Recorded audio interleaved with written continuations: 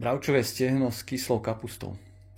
Takže tu máme bravčové stehno, to je nejakých 600 gramov, čili papričku podľa chuti, toto je habanero, petržlenová vňaťka, tu mám 100 gramov udenej slaniny, 2 zemiaky, cibula, zelená paprika, stručiky cesnaku, červená paprika, mleté černé korene, sol, 2 deci vývaru mäsového, olej, nejaké huby, ja mám kuriatka, zhruba 100 gramov a kyslá kapusta, 500 géčok.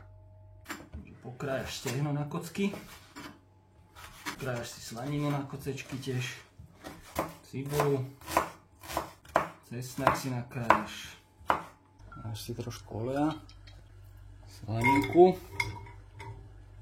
Už slanina pustila tuk, hodíš cibulu, cibulka už zmekla, hodíš cesnak, premiešaš mäso, tak to premiešaš a necháš mäso zatiahnuť, odsolíš čierne korenie, červenú papriku, hladne premiešaš, až poliať vývarom polovicu a podusíme chvíľku. Takto ešte poprekráje kapustu, môžeš z nej vymačkať šťavu, podľa toho, jak máš kyslú kapustu.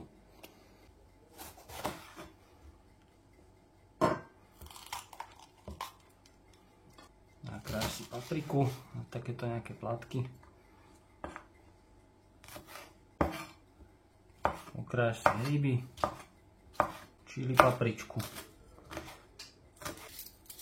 Zemiaky na kocky nakrájaš. Nejakých 15 minút som to dusil. Vidíš tam kapustu,